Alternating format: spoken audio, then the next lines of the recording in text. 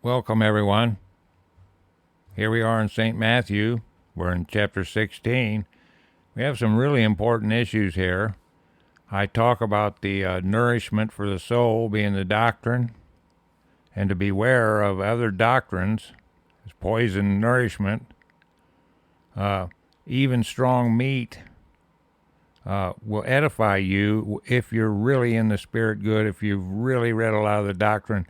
Even when someone's lying through their face, you analyze that and you say, what is their agenda? Why are they saying these things? So you can really look at the occult doctrines, or if you have an interest in to understand the plans of the enemy, and it does not affect you because you're grounded, you're rooted in the faith. So anyway, keep that in mind as this similitude of the bread as doctrine here is explained by Christ. So, St. Matthew chapter 16, verse 1. The Pharisees also, with the Sadducees, came and tempting desired him that he would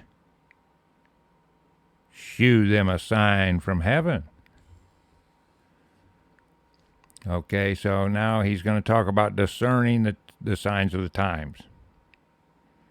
2, he answered and said unto them, when it is evening, ye say it will be fair weather, for the sky is red. 3, and in the morning, it will be foul weather today, for the sky is red and lowering. O ye hypocrites, ye can discern the face of the sky, but can ye not discern the signs of the times? Question mark. Now, see, that's where we're talking about being a watchful servant and knowing the age that you live in and the times through the doctrine of where everything fits in the timetable. You look around at the signs of the times and you know where you're at. And he's getting on them because they want a sign. But if they knew the doctrine, they would know that that had to be him born there during the first Herod episode, because that was the year he was supposed to be born, out of prophecy. So everyone knew that, but see, yet these people don't know that. So here they are, now they're wanting to tempt him with a sign when he's telling you already have plenty of signs here. And then he gets on them. In 4 it says, a wicked and adulterous generation seeketh after a sign, and there shall no sign be given unto it, but the sign of the prophet Jonas. And he left them and departed. So he already explained that. And when his disciples were come to the other side, they had forgotten to take bread. New paragraph in 6. Then Jesus said unto them, take heed and beware of the leaven of the Pharisees and the Sadducees. Okay, now he don't mean their food. He don't mean not washing your hands. He don't mean none of that. What he means is their doctrine. Okay, in 7 it says, and they reasoned, this is the disciples, reasoned among themselves, saying, it is because we have taken no bread. In 8 it says, which when Jesus perceived, he said unto them, O ye of little faith, why reason ye among yourselves, because ye have brought no bread? Question mark. In 7, do ye not understand, neither remember the 5 loaves of the 5,000 and how many baskets he took up? Okay, now he's telling you the numbers of those baskets and stuff. Neither the 7 loaves of the 4,000 and how many baskets he took up, which was 7. How is it that ye do not understand that I spake it not to you concerning bread, that ye should beware of the leaven of the Pharisees and the Sadducees?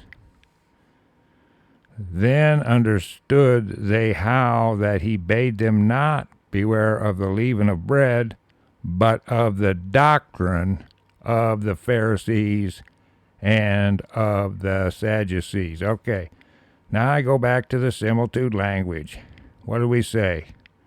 What you feed yourself as far as the doctrine is your nourishment for the soul. That's why if you pluck it up by the roots, you have no source of nourishment in the similitude language. And here, bread is doctrine. Now remember that when it comes to the Last Supper and these things where nourishment was given, and yet there was the statements made about this nourishment being more than just bread for the belly. Okay, and here you see plainly he's telling you, don't nourish yourself with the bread, which is the doctrine of the Pharisees and Sadducees, because I've told you, Kabbalah and Talmud. All right, so there's that. Remember what he said about watering the plant. See? What is that? That's nourishment. It comes up through the roots. So this whole similitude language all interlinks together. And so here we are. Beware of what these people are teaching. 13, new paragraph. When Jesus came into the coast of Caesarea Philippi, he asked his disciples, saying, Whom do men say that I, the Son of Man, am? 14, and they said, Some say that thou art John the Baptist, some Elias, and others Jeremiah, or one of the prophets. 15, he saith unto them, But whom say ye that I am? 16, and Simon Peter answered and said, Thou art Christ, the Son of the living God. 17, and Jesus answered and said unto him, Blessed art thou, Simon Bar-Jonah, for flesh and blood hath not revealed it unto thee, but my Father which is in heaven, and that is through the gift of the Holy Ghost. 18, and I say also unto thee, that thou art Peter, and upon this rock I will build my church, and the gates of hell shall not prevail against it. What are gates? What are gates?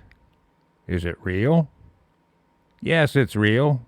Those are the entryways through into our dimension here that Satan uses, like Mount Hermon. Like Mount Hermon, folks. These are portholes. So they really have gateways into the horrible, horrible, hellish world of the fallen angels in the Nephilim. They are on ley lines. The megaliths were built on them. Now modern day churches are built on those same sites. Okay, but now remember the keys of heaven and hell. Okay? So he's talking about the church here. He's talking about Peter 19, and I will give unto thee the keys of the kingdom of heaven, and whatsoever thou shalt bind on earth shall be bound in heaven. Whatsoever thou shalt loose on earth shall be loosed in heaven. So there you are with answered prayers here. Then charged he his disciples that they should tell no man that he was Jesus the Christ. See, there's that humble spirit. There's that humble spirit. Anyway, 21 is a new paragraph. From that time forth began Jesus to shew unto his disciples how that he must go into Jerusalem and suffer many things of the elders and chief priests and scribes, and be killed, and be raised again the third day. Now that's all through prophecy, all through the Old Testament. All right. So here now Peter starts to think earthly. He doesn't look at the big picture. He doesn't look at this through the eyes of the Lord.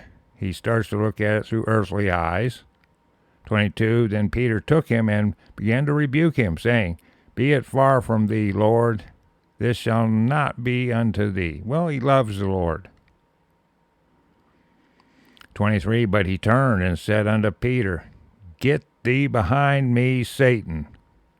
Thou art an offense unto me, for thou savorest not the things that be of God, but those that be of men. Now, he's not calling Peter Satan. However, Satan is right there tempting people.